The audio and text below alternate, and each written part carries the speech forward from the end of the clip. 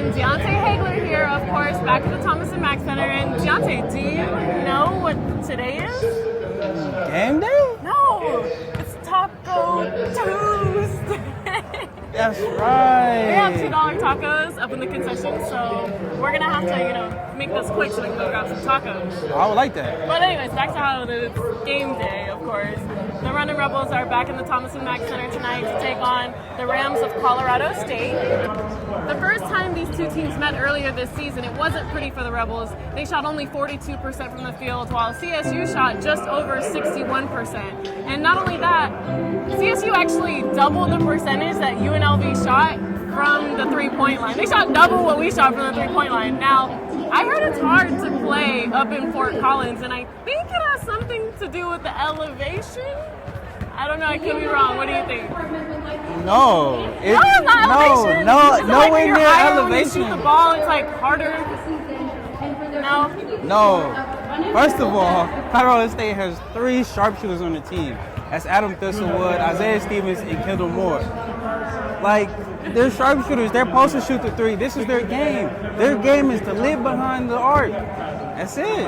Now, as far as what UNLV needs to do tonight to win, I would say they need to guard the arc. They need to stick close and contest every shot, because last game, the Rams proved that they can shoot the ball. What would you say? Well, besides the basis of rebounding and defending, obviously, UNLV needs to take care of the ball offensively. Turnovers are what's going to decipher this game. It's going to separate Colorado State and UNLV with turnovers. And then offensive rebounds. I know I said defensive rebounds, obviously, but offensive rebounds are where it's at. UNLV actually kills their opponents in offensive rebounds nearly every game. That's something they really excel at. You guys, I think they want me to go play. Oh, and before I forget, we actually have a special guest tonight. We do?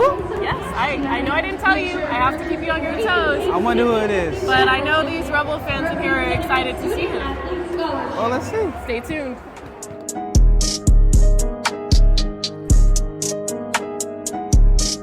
So tonight, we have a special guest with us, former Rebel Anthony Marshall. He was on the team when they defeated North Carolina and Louisville and led them to 4 consecutive NCAA tournaments.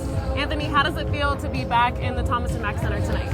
It feels amazing. Anytime I'm in town, I like to come in and show my support to the team and, see the community and the things they have going on currently.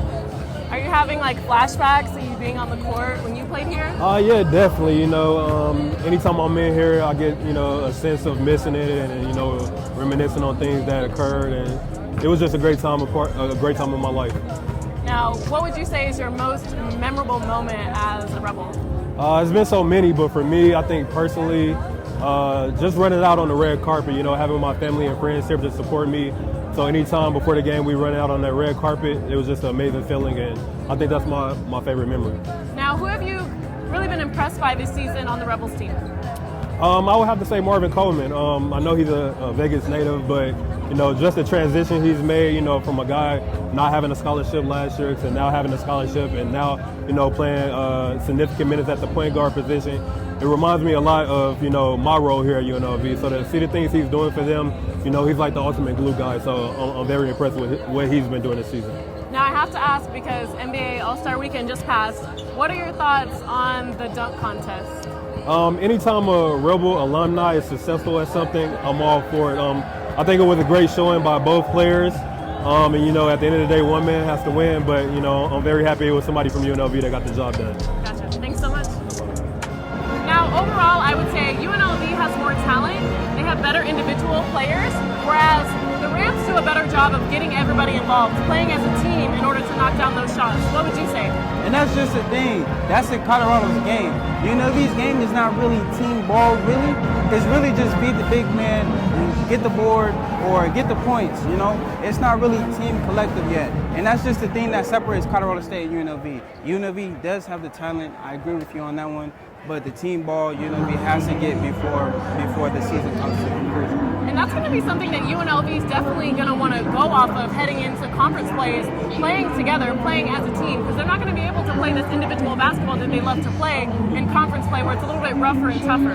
Yes, and they have to, because you can't go in there and be mano a mano. You have to go in there and say, okay, my team is going to defeat your team, and this is the way we're going to play. It's game time. It's game time, guys. We'll keep you guys updated all game long via Instagram and Twitter as usual. We're signing off.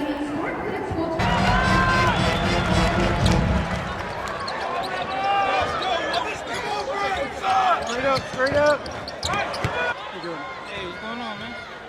Keep going, Mark. Keep going,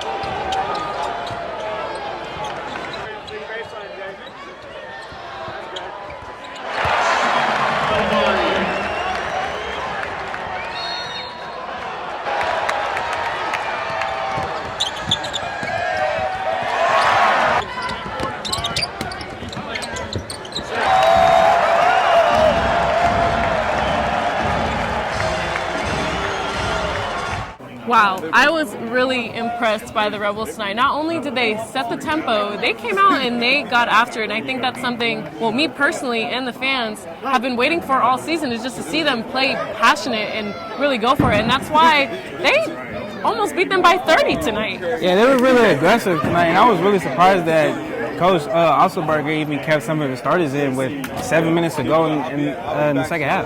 They played great as a team. As you can see, the stats were pretty spread out. Bryce Hamilton, another double-double, 25 points, 10 rebounds. Very impressive from the sophomore guard. I'm thinking he's going to go for all-conference first team. What do you think? Why not? He's showing it every night. It's a consistent basis, and that's the main thing that he has to continue on to be able to get that accolade, is to be consistent. 25 and 10, double-double, easy. The Rebels got ahead early by capitalizing on the Rams' mistakes and really scoring off of them. What else would you say? I'll say they actually got over there to the three-point shooters at Colorado State. They guarded them, and then they also, in transition, they finished. Most of them transition buckets, they wouldn't finish in earlier games, but now they're actually finishing their transition buckets. Now, for CSU, the big man really kept them in the game in the first half, but the second half, their guards stepped up a little bit, as you can see, which kind of kept them in that 20-point range. What else did you see from CSU? Being able to get the Rebels to foul a lot. Oh my gosh. A lot. And it's crazy because there was really no offense from them.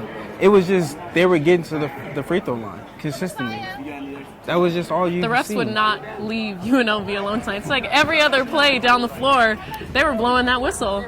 Every single time. And they were like bad calls too, as you heard the air of boos Fans coming were from the fans. pissed tonight. So referees, you got to step up your call game, because I think somebody is looking to take a job.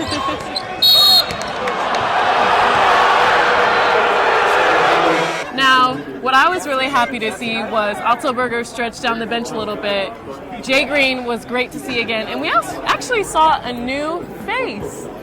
Now, I'm going to struggle to say his name just because we haven't said it before because he hasn't played, but Trey Hurlbert, I believe that's how you say it. He got in there, and even though he didn't knock down a shot, he put up a few, the rest of the team was going for him to score. He wasn't able to do it, but maybe we'll see him against Boise. Hopefully. It depends on how the Rebels come out and play. Now, he got some tick time now, and they were rooting for him to get wet a little bit. You know, they were trying to get him his first bucket tonight, and that was exciting to see because now you get to see the energy, you get to see the love, the passion that the Rebels have. Especially you see the support that TJ has. He definitely had different people come in. A lot of the bench players that don't get no tick time come in late in the game. Now, I was upset to see Donnie on the sideline.